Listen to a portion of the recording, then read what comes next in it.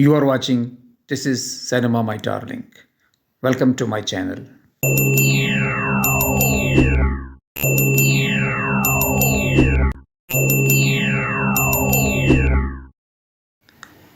آج ہم سینما اور خواب کے حوالے سے دوسرے جو قسط ہے اس پہ بات کریں گے. ہم نے پہلی قسط میں بات کی تھی کہ خوابوں کی تاریخی اہمیت اور حیثیت کیا ہے اور مختلف تہذیبوں میں اور معاشروں میں خواب کو کیسے لیا گیا. پھر ہم نے اس حوالے سے قرآن پاک کا بھی حوالہ دیا، الہامی مذاہب کا بھی حوالہ دیا کہ وہاں پہ خواب کو کیا اہمیت اور حیثیت حاصل ہے. آج ہم بات کریں گے سینما اور خواب کے تعلق کی. خواب جو ہے، جیسا کہ پہلے بھی ایک تعارفی ویڈیو میں کہہ چکا ہوں کہ خواب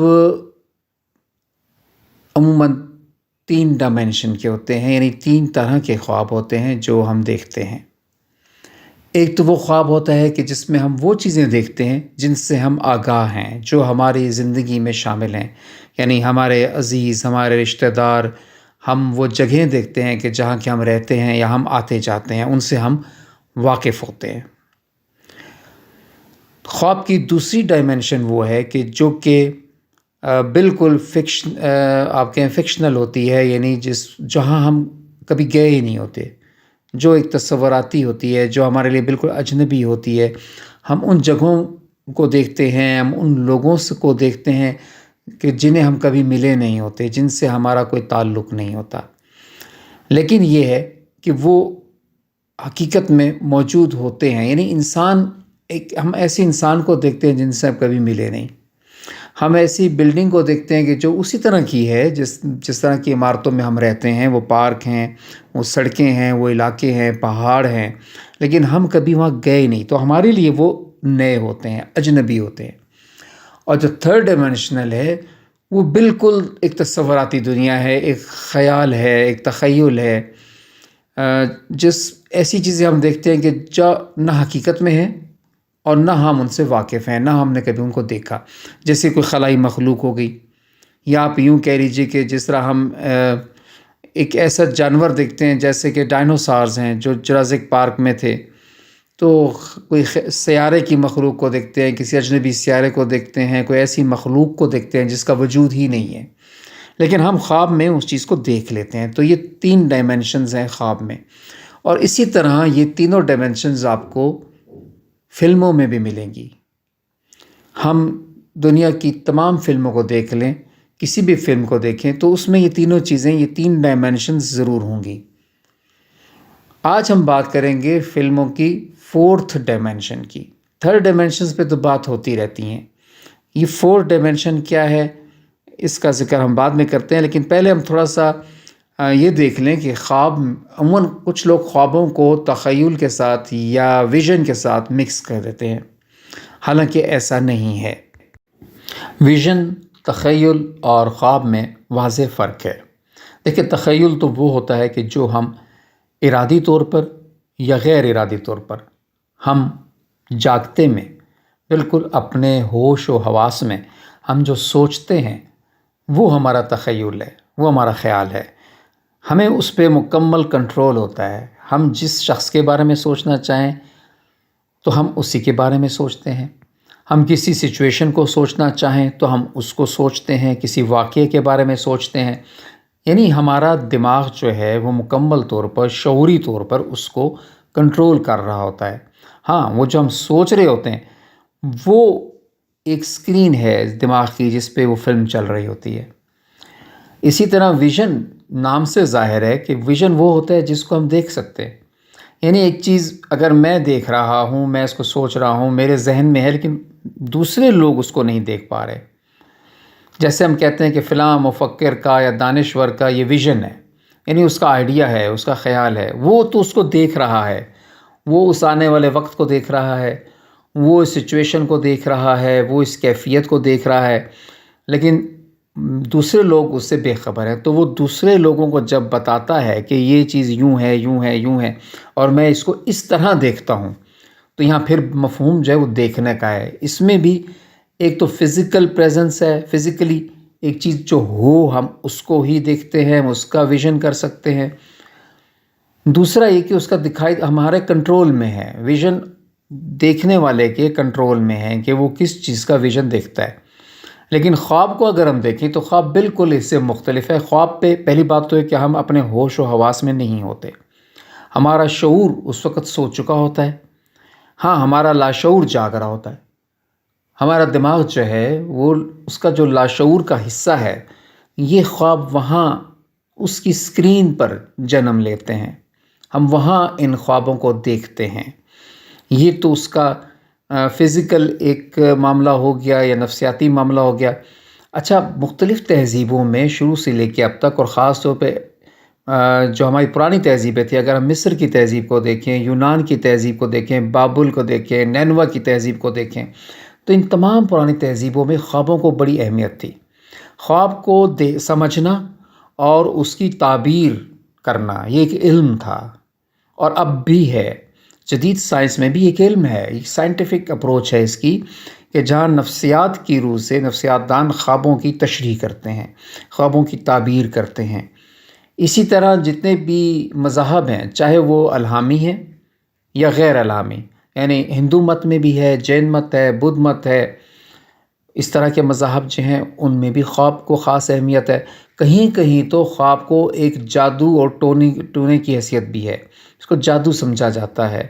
جیسے کہ جو آسٹریلین کے ایبوریجنلز ہیں یا ریڈ انڈینز کی ہم ہسٹری دیکھیں، امریکہ کے قدیم جو باشندے تھے، تو وہاں خوابوں کو جادوئی ایک حیثیت حاصل تھی، اور اس کو جادو کا ایک ذریعہ یا طریقہ سمجھا جاتا تھا۔ وہ اس کی تعبیر جو ہے وہ مشروط ہوتی تھی جادو سے۔ اسی طرح جو الہامی کتابیں ہیں، اگر ہم قرآن پاک کے ذکر کریں، ہم توریت، انجیل اور ان کتابوں کو دیکھیں، تو اللہ تعالیٰ کی طرف سے جو مذاہب آئے، جو ہدایات آئیں، ان میں خواب کبھی کبھی ایک وحی کا ذریعہ بنا، خواب جو ہے وہ پیغام بنا، خواب جو ہے وہ ایک علامت بنی۔ خود ہمارے قرآن پاک میں جو حضرت ابراہیم علیہ السلام نے خواب دیکھا، حضرت اسماعیل کو ذبح کرنے کا، قربانی کا، یہ اتنا بڑا اسلامی تاریخ کا واقعہ ہے، ہمارے مذہب کا، ہمارے دین کا ایک حصہ ہے، تو یہ سب خواب میں ہی ہوا۔ تو خواب کی اہمیت اس سے بھی آپ اندازہ لگا لیں۔ اب ہم چلتے ہیں کہ فلم اور خواب کا تعلق کو دیکھیں۔ دنیا میں جتنی بھی انوینشنز ہوئی ہیں، ایجادات ہوئی ہیں، وہ کوئی نہ کوئی واقعہ دیکھتے ہوئی ہیں۔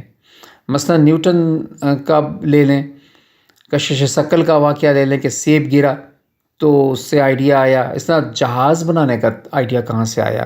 جب انسانوں نے پرندوں کو اڑتے دیکھا تو اس سے ایک تصور ابھرا انسان کے دماغ میں، ایک خیال آیا کہ اگر پرندے اڑ سکتے ہیں تو کیوں نہیں انسان بھی اس طرح اڑ سکتا، اور پھر اس پہ کام ہوا، اور آہستہ آہستہ آج جدید جہاز ہمارے سامنے ہیں۔ اسی طرح کئی ایسے انوینشنز ہیں جو خواب میں دیکھے گئے۔ کئی سائنسدانوں نے خواب میں کچھ دیکھا، اور پھر وہ جب جاگے تو وہ خواب ان کے ذہن میں تھا، وہ آئیڈیا ان کے دماغ میں آیا، وہ تھا، پھر وہ تعبیر اور وہ حقیقت کا روپ بنا۔ اس پہ انہوں نے محنت کی، اور بہت سی ایجادات اگر آپ تاریخ میں جائیں اور ان کا جائزہ لیں، وقت کم ہوتا ہے تو میں زیادہ تفصیل اس لیے ان چیزوں کے نہیں بتا پاتا کہ پھر یہ جو ہماری ویڈیو ہے، یہ لیکچر جو ہے بہت بڑا ہو جاتا ہے، اور آج کل شاید اتنا لمبا بیٹھ کے سننے کا کسی کے پاس وقت نہیں ہے۔ تو جن کچھ اس سے دلچسپی ہے، خاص طور پہ طلباء و طالبات کو، تو ان کو میں کہوں گا کہ اس کے لیے اسپیشلی وہ سرچ کریں، ان کو بکس مل جائیں گی تاریخ پہ، اس انٹرنیٹ آپ کو مدد دے گا۔ خوابوں نے ایجادات میں کیا کردار ادا کیا؟ تو اسی طرح جو فلم ہے، یہ بھی شاید خواب کا ایک جنم ہے، ایک دوسرا رخ ہے، ایک دوسری تصویر ہے۔ تو انسان نے جب فلم بنانے کا سوچا تو وہ وہاں بھی خواب ہی جو اس کی بنیاد بنا، کہ جس طرح میں نے کہا خواب کے 3 ڈائمینشنز ہوتے ہیں، تو اسی طرح فلم بھی 3 ڈائمینشنز بھی بنی، اور آج تک فلم فلسفی میں، فلم تھیوری میں یہ تینوں ڈائمینشنز دی گئی ہیں۔ جتنی بھی جانرز ہیں، فلموں کی جتنی قسمیں ہیں جو بنی ہیں، وہ ڈرامائی ہوں، وہ میوزیکل ہو، ہسٹوریکل فلم ہو، ڈاکومنٹری ہو، خواہ کوئی بھی فلم ہو، جو فلم موومنٹس ایون بنی، وہ ہم موومنٹس پہ الگ بات کریں گے کہ ریئلزم ہے، نیو ریئلزم ہے، فلم نوع ہے، یہ سب جتنے بھی ہیں، تو ان سب میں خوابوں کی طرح وہ 3 ڈائمینشنز ہیں، لیکن جو 4تھ ڈائمینشن ہے، میں یہ سوچتا ہوں، میرا آئیڈیا ہے کہ غیر محسوس طریقے سے ایک 4تھ ڈائمینشن نے بھی جنم لیا، جس کا ابھی تک شاید ہم نے استعمال نہیں کیا فلم فلاسفی میں، فلم سازوں نے، فلم پروڈکشن ہاؤسز نے، فلم تھیوریز میں اس کو شامل نہیں کیا گیا۔ ایسی فلمیں بن رہی ہیں لیکن شاید ہم نے اس کو اس انداز سے لیا نہیں۔ اگر ہم چاہیں تو ایک 4تھ ڈائمینشن پہ کام ہو سکتا ہے۔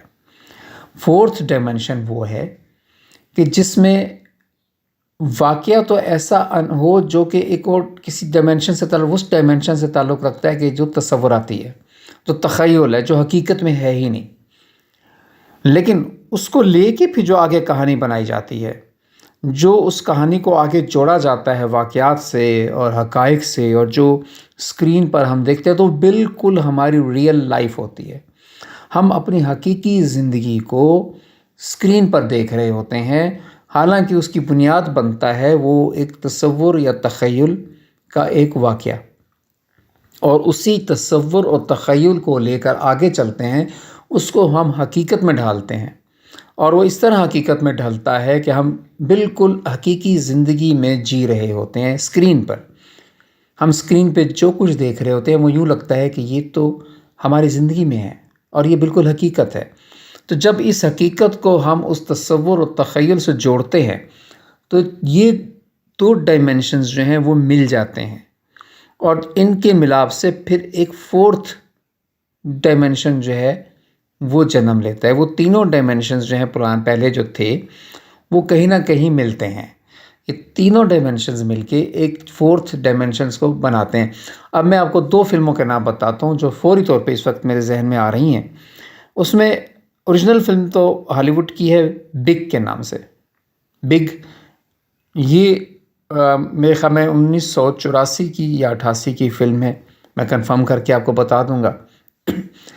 اس کو پھر تھوڑا بہت تبدیلی کر کے کاپی کیا گیا بھارت میں۔ انڈیا نے فلم بنائی آؤ وش کریں، یہ آپ دیکھ سکتے ہیں۔ آؤ وش کریں میں بھی کہ اور بگ میں بھی دیکھیں، تخیل یہ تھا کہ ایک بچہ جس کی عمر کم ہے وہ اپنے ماحول میں جیتا ہے، لیکن وہ محسوس کرتا ہے کہ وہ چھوٹا ہے، وہ اپنی خواہشوں کو پورا نہیں کر پاتا۔ پھر اس کو ایک بڑی عمر کی لڑکی سے، آپ محبت کہہ لیں، پیار کہہ لیں، عقیدت کہہ لیں، جذبہ کہہ لیں، چاہت کہہ لیں، جو بھی جذبہ ہے وہ ہوتا ہے، تو وہ دعا کرتا ہے۔ جب وہ سونے لگتا ہے تو اپنے خدا سے، اپنے بنانے والے سے یہ دعا کرتا ہے کہ کاش میں بڑا ہو جاؤں، اور میں جب بڑا ہوں تو میں اپنی خواہشات کو پورا کروں اور اس لڑکی سے بات کر سکوں اس کی عمر کے برابر ہو کے، تاکہ وہ مجھے توجہ دے، کیونکہ ابھی وہ مجھے توجہ نہیں دے پاتی، مجھے بچہ سمجھتی ہے۔ اور ہوتا یہ ہے کہ جب وہ رات کو یہ دعا مانگ کے سوتا ہے اور سب اٹھتا ہے تو اس کی دعا پوری ہو چکی ہوتی ہے۔ اب یہ دیکھیں، یہ ایک تخیل ہے، ایک قصہ ہے، یہ حقیقت نہیں ہو سکتی، ایسا حقیقت میں نہ کبھی ہوا نہ کبھی ہوتا ہے۔ لیکن جب وہ حقیقت میں بڑا ہو جاتا ہے اور پھر آگے فلم بڑھتی ہے کہانی، تو وہ بالکل حقیقی زندگی کی ہے۔ تو یہاں وہ 4تھ ڈائمینشن جو ہے، ہم کہتے ہیں جس کو فلم کا 4تھ ڈائمینشن، وہ جنم لیتا ہے۔ تو 4تھ ڈائمینشن پہ اب اگر فلم فلاسفرز، فلم تھیورسٹ کام کریں، سوچیں، تو کیوں ہم بہت کام لے سکتے ہیں اس 4تھ ڈائمینشن سے۔ ہم ہر موضوع پہ فلم بنا سکتے ہیں، اپنے بہت سے جو ہمارے معاشی نفسیاتی مسائل ہیں ان کو لے سکتے ہیں، ایون ہم اپنے دین کے لیے، اپنے مذہب کے لیے کام کر سکتے ہیں۔ فلم کو ہم کیوں نہیں دین کو پھیلانے میں کام کر سکتے ہیں، ہم اپنے دین کا پیغام دینے کے لیے کام کر سکتے ہیں، دنیا میں امن کے لیے کام کر سکتے ہیں، محبت پھیلانے کے لیے، امن پھیلانے کے لیے، دوستی پھیلانے کے لیے، انسانیت کے لیے اور مل جل کر رہنے کے لیے۔ ان سب چیزوں کو اگر ہم اس 4تھ ڈائمینشن کے ذریعے، جس طرح میں نے کہا تھا کہ نیوریٹک سینما ایک نئی برانچ آ رہی ہے نفسیات کی، تو نیورو سینما جو ہے اس کو استعمال کرتے ہوئے انسان کے دماغ پر کیسے اثر انداز ہوا جاتا ہے، ہم اس تھیوری کو لے کے آگے بڑھے اور ہم فلم دیکھنے والوں کے دماغ کو ان کی جو سوچ ہے، ان کے جو آئیڈیاز ہیں، جو خیالات ہیں، ہم ان کو اپنی اپروچ میں لائیں، ہم ان کو متاثر کریں، تو یقینی طور پہ یہ جو فورتھ ڈائمنشن ہے، اس سے ہم وہ مقاصد حاصل کر سکتے ہیں کہ ہم جو فلم کے ذریعے جو پیغام دینا چاہتے ہیں، ہم فلم کے لیے ذریعے جو تبدیلی لانا چاہتے ہیں معاشرے میں، ہم اس کو پریکٹیکلی اپلائی کر سکتے ہیں، ہم اس کو لا سکتے ہیں۔ اب یہاں کام ہے آج کے فلم تھیورسٹ کا، فلم فلاسفرز کا، اور میں خاص طور پہ جو اب فلم سٹڈیز کر رہے ہیں طالب علم، ان کے لیے کہ اس پہ سوچیں، اس پہ تحقیق کریں، اور اس فورتھ ڈائمنشن کے آئیڈیا کو لے کے آگے بڑھیں، اور اس کے حوالے سے اگر ہم کام کریں گے تو یہ فورتھ ڈائمنشن فلم کے لیے ایک نہایت ہی پازیٹیو ایک امیج لے کے آئے گا سینما کا، اور وہ ریئل امیج ہوگا سینما کا، کہ جو میں سمجھتا ہوں کہ سینما کی جو ایجاد ہے، جو تخلیق ہے، وہ شاید اسی لیے ہے کہ ہم اس سے یہ کام لے سکتے ہیں۔ ہاں، ہم نے تو صرف اس کو ضائع کیا۔ کمرشل سینما اور چیز ہے، ناچ گانا اور چیز ہے، تفریح یا انٹرٹینمنٹ اور چیز ہے، لیکن ان چیزوں کو اگر بھی ہم مکس کریں، تھوڑی سی انٹرٹینمنٹ بھی ہو تاکہ لوگ سینما کو دیکھیں۔ اگر انٹرٹینمنٹ نہیں ہوگی تو پھر کوئی سینما دیکھے گا نہیں۔ بنیادی وجہ سینما یا فلم دیکھنے کی تو انٹرٹینمنٹ ہی ہے، لیکن جب ہم فورتھ ڈائمنشن کو ان 3 ڈائمنشن کے ساتھ ملائیں گے تو انٹرٹینمنٹ کے ساتھ ساتھ مقصدیت بھی آئے گی، آرٹ بھی آئے گا، فلسفی بھی آئے گی۔ اب ہم اگر آرٹ کو چھوڑ دیں اور صرف ڈاکیومنٹری فلم بناتے ہیں، دستاویزی فلم پہ زور دیتے ہیں، تو آرٹ کہیں پیچھے چلا جاتا ہے، جذبات کہیں پیچھے چلے جاتے ہیں، تو وہ چیز مکمل ہوتی نہیں۔ مکمل سینما جو میرا خواب ہے، جو میرا آئیڈیا ہے، اس مکمل سینما کو ہم تبھی سامنے لا سکتے ہیں کہ جب اس میں آرٹ ہے، جذبہ ہے، مقصدیت بھی ہے، تفریح بھی ہے، یعنی چاروں ڈائمنشنز جب ملتے ہیں تو پھر وہ سینما جو ہے تخلیق ہوتا ہے۔ تو آج کے لیے اتنا ہی، انشاءاللہ اپنے اگلے پھر جو ہم بات چیت ہوگی اس میں کسی موضوع پہ بات کریں گے، ہم اس سلسلے کو آگے بڑھائیں گے۔ مجھے آپ کے کمنٹس کا انتظار رہے گا، آپ کی رائے کا انتظار رہے گا۔